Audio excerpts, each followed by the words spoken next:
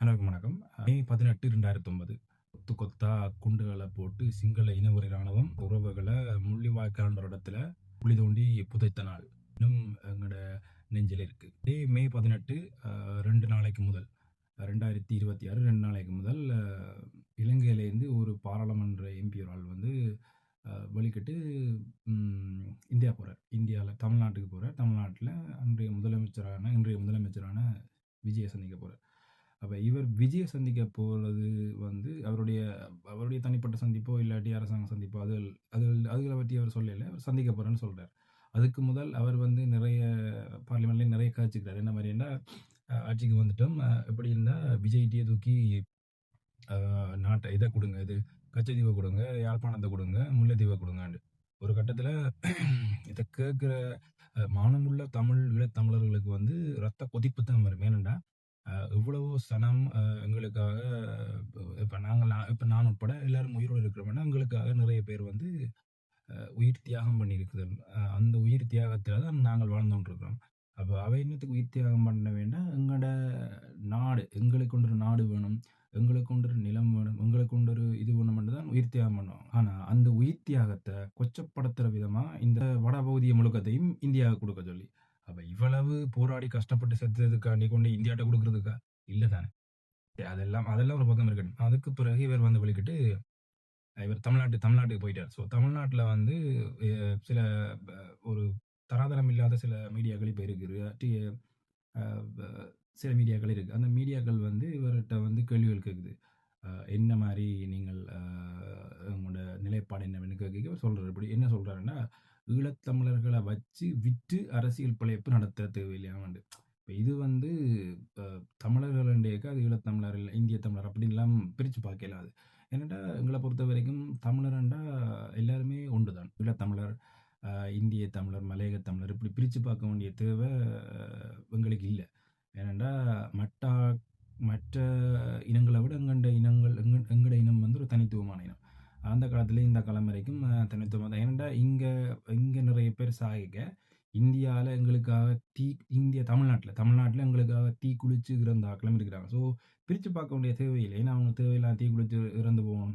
அது சில விஷயங்கள் இருக்குது. அப்போ இவர் ஈழத்தமிழர்களை வச்சு அரசியல் பிழைப்பு நடத்த வேண்டிய தேவை உங்களுக்கு இல்லை, எங்களை பற்றி கதைக்க வேண்டிய தேவை உங்களுக்கு இல்லை என்றெல்லாம் காய்ச்சிட்டு வந்துக்கிறாங்க. அது தேவையில்லாத கருத்துண்டு. அதை வந்து இவர் முன்வைக்க வேண்டிய தேவையே இல்லை. ஏன்னா இது ஏன் பிரித்து ஏற்கனவே இனவாதம் அங்கே தூக்கி போயிருக்கு. இதில் இவர் போய் இங்கே ஈழத்தமிழர், இந்திய தமிழர் எல்லாம் பிரித்து பார்க்க வேண்டிய தேவையில்லை. கட்சி ஒருங்கிணைப்பாளரான சீமானை பற்றி அங்கே போய் கதைச்சிட்டு வந்திருக்காரு இலங்கையோட பாராளுமன்றத்தை சார்ந்த எம்பி அர்ச்சுனா ராமநாதவா ராமநாதாச்சனவை சம்திங்.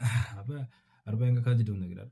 அவர் வந்து போய் சரியான சவால்களை அங்கே வந்து சரியான பிரச்சனைகளை தான் உருவாக்கிட்டு வந்திருக்கிறார் அங்கே போய் புதுசாக. ஏன்னாண்டா இந்த நாட்டில இருந்து இன்னொரு நாட்டுக்கு போயிட்டு அங்கே இருக்கிற அரசியல் கட்சி தலைவரால் நீங்கள் வந்து இப்படி கீழ்த்தரமான வார்த்தைகள் கொண்டு கதைக்கக்கூடாது. முதலாவது கதைச்சிருக்க வேண்டிய விஷயமே இல்லை.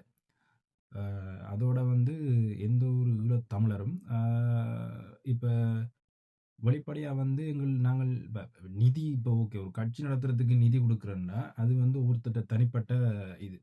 ஓகே இப்போ நான் இருக்கிறேன், நாங்கள் இப்போ ஏதோ ஒரு இடத்துல இருக்கிறோம், எங்கள்கிட்ட வந்து காசு இருக்கண்டைக்கு எங்களுக்காக வேண்டிய யாரோ ஒரு ஆள் ஏதோ ஒரு இடத்துல கதைக்குதுன்னா கொடுக்கலாம்.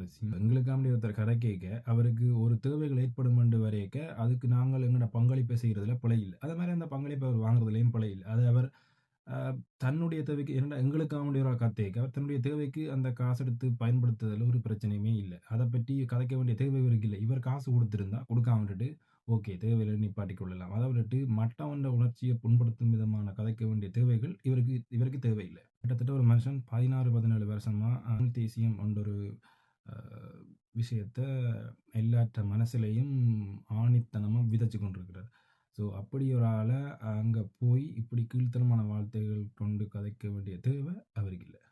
ஒரு நாட்டின் எம்பி அப்போ இன்னொரு நாட்டில் இருக்கிற ஒரு அரசியல் தலைவரை பற்றி நீங்கள் கதை கேட்க அதை நீங்கள் மிகவும் கருத்தில் கொண்டு நீங்கள் கதைக்கணும். நீங்கள் ஏனோ தானோட போய் கதைச்சிட்டு வந்தீங்கன்னா அதை அடுத்த கட்டமாக இப்போ இவர் போய் கதைச்சிட்டு வந்துட்டார். இவர் கதைச்சிட்டு வந்தோன்னா அடுத்த கட்டமாக என்ன நடக்க போகுது? இப்போ தமிழ்நாட்டில் இருக்கிற சில மீடியா வந்து ஓகே ஈழத்தமிழர்கள் அப்படித்தான் அப்படி என்ற ஒரு பார்வையை நோக்கி போகும்.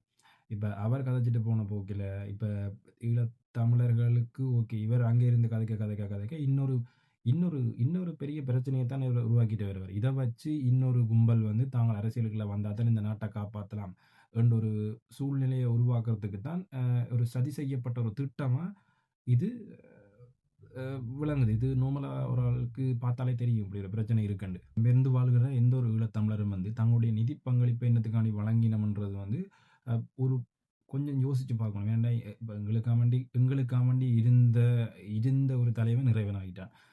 நிறைய பேர் தலைவன் மட்டும் இல்ல, நிறைய பேர் வந்து இறைவனாகத்தான் மாறிட்டாங்க. ஏன்னா எங்களுக்காண்டி நிறைய பேர் உயிர் தியாகம் பண்ணி தான் எங்கள இந்த நிலைமையிலே இப்ப ஆக்கி விட்டுட்டு போயிருக்கிறாங்க. ஸோ இப்ப அவர்கள வந்து எங்களுக்காக அடுத்த கட்டத்தில ஒரு தலைவன வந்து இந்த இந்த இயற்கை சூழ்நிலை தான் உருவாக்கி தரணும். இன்னும் அதுக்குரிய ஒரு தலைவன இன்னும் இந்த இயற்கை உருவாக்கி எங்களுக்கு தரையில. போராட்டங்கள் வந்து அதனுடைய வடிவங்கள்லாம் மாறுதே தவிர, போராட்டங்கள் ஒரு நாளும் மாறுவதில்லை.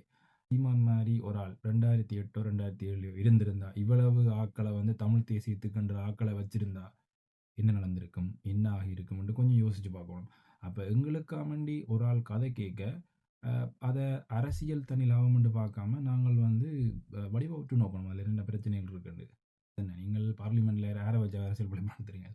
தலைவர வச்சு தான் பிழப்பு நடத்துறீங்க. நீங்க போய் மக்கள் பிரச்சனைய பற்றி கதைச்சதுக்கு நீங்க சொல்யூஷன் எடுத்து குடுத்துறீங்க. எவ்வளவு பேர் காணாமல் போனாக்கப்பட்டிருக்கீங்க. எவ்வளவு போராட்டங்கள் நடந்து கொண்டு இருக்குது. இப்போ ஒரு தாயாரால் வந்து நிக்கிறா, நீங்க தூக்க தூக்கி காட்டுறீங்க. அப்படி என்னக்க மாத்திக்கொள்ள வேண்டிய நிறைய விஷயங்கள் உங்கள்ட்ட இருக்கு. அத மாரி அ நிறைய விஷயங்கள் வந்து அ அ யோசிக்க வேண்டிய விஷயங்களும் இருக்கு. தமிழ் மக்கள், ஈழத்தமிழ் மக்கள் வந்து யோசிக்க வேண்டிய விஷயங்களும் இருக்கு. இப்படி ஒரு ஆள் வந்து இன்னொரு தடவ தேர்தல் அப்படின்ற வரையக்க வந்து முறையான ஒரு பாடங்கள வந்து படிப்பிக்க வேண்டிய விஷயம் ஒன்று இருக்கு.